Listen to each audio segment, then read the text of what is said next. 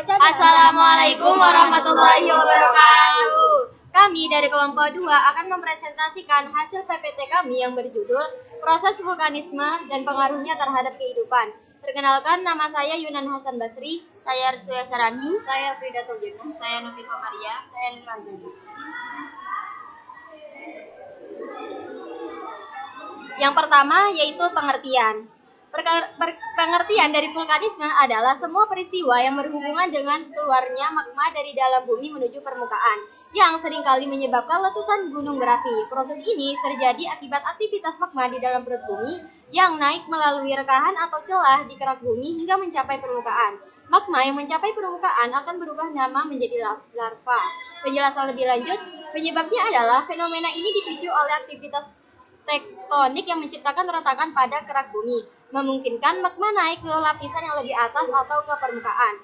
Vulkanisme terjadi karena tekanan magma dari dalam bumi yang naik melalui retakan atau patahan di kerak bumi. Magma yang memiliki tekanan tinggi ini akan bergerak menuju area bertekanan rendah, yaitu permukaan bumi.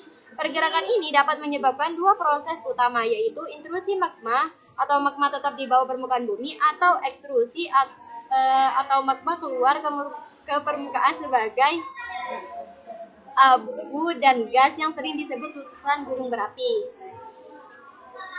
Intrusi magma adalah proses penerobosan magma melalui retakan dan celah pada lapisan batu litosfer yang tidak sampai ke permukaan bumi. Ekstrusi magma atau eruksi adalah pergerakan dari perut bumi ke permukaan bumi. Biasanya ekstrusi magma dapat dilihat pada letusan gunung api. Erupsi magma yang mencapai permukaan bumi disebut lava. Tipe-tipe gunung api: 1. Gunung api kerucut atau strato. 2. Gunung api maar. 3. Gunung api perisai. Tipe-tipe letusan gunung api salah satunya adalah 1. Tipe Saint Vincent, 2. Tipe Merapi, 3. Tipe Hawaii. 4. Gejala pasca vulkanik. Peristiwa vulkanik menciptakan gejala-gejala yang dapat dilihat setelah terjadinya gunung meletus erupsi yang disebut gejala pasca vulkanik. Tanda-tanda yang timbul setelah peristiwa vulkanisme salah satunya adalah munculnya sumber air panas yang mengandung belerang. Persebaran gunung api di Indonesia. Pada umumnya, kita bisa menemukan suatu gunung di daerah-daerah tertentu, misalnya jalur pegunungan tengah samudra, dengan di titik-titik panas permukaan bumi tempat magma keluar, baik di benua maupun di samudra. Indonesia terletak di ujung pertemuan tiga lempeng bumi, yaitu lempeng Indo dan Australia yang bergerak ke arah utara, lempeng Eurasia yang bergerak ke selatan, dan lempeng Pasifik yang bergerak ke arah barat. Di Indonesia ada sekitar 127 gunung aktif atau sekitar 13% dari jumlah gunung aktif di dunia.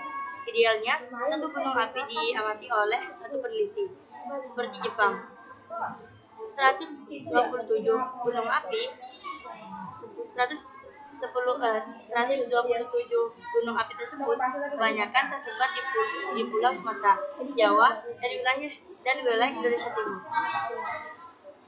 Besar dari letusan gunung berapi bisa diprediksi baik prediksi jangka pendek atau jangka panjang. Diprediksi jangka pendek bermanfaat untuk meminimalisir risiko bencana atau letusan terjadi. Adapun prediksi jangka panjang berguna untuk menghitung indeks letusan gunung api atau volcanic explosivity index, atau bisa disebut VAI, yang bisa memprediksi waktu tidur gunung api hingga perkiraan waktu meletus. 6 dampak vulkanisme terhadap kehidupan di bumi. Dampak positif: 1. Proses vulkanisme pada gunung api di Indonesia bermanfaat bagi lahan pertanian karena abu vulkanik akibat letusan gunung berapi membuat tanah menjadi subur. 2. Gunung api merupakan penghasilan bahan durian tambahan seperti tanah, emas, timah, serta bahan berguna lainnya. 3. Bentuk hasil proses vulkanik dapat dijadikan wisata alam sehari-hari. Dampak negatif: Dampak negatif yang pertama, lereng-lereng yang terbentuk karena proses vulkanis sebelumnya terjadi sehingga terbatas untuk dijadikan daerah pertanian. Yang kedua, daerah-daerah pegunungan yang terjadi juga tidak baik dijadikan daerah permukiman karena rentan terjadi tanah longsor yang dapat menimbulkan kerugian, baik material maupun korban jiwa. Yang ketiga, gempa bumi dan letusan gunung api dapat menelan korban jiwa, membahayakan kesehatan masyarakat, serta menimbulkan kerugian material bagi penduduk setempat. Proses terjadinya magma berada di dalam kantong yang disebut dapur magma di bawah permukaan bumi. Jika tekanan dan suhu magma tinggi serta banyak kandungan gas, maka magma akan bergerak naik melalui saluran seperti pipa, yaitu dalam kurung diatrema.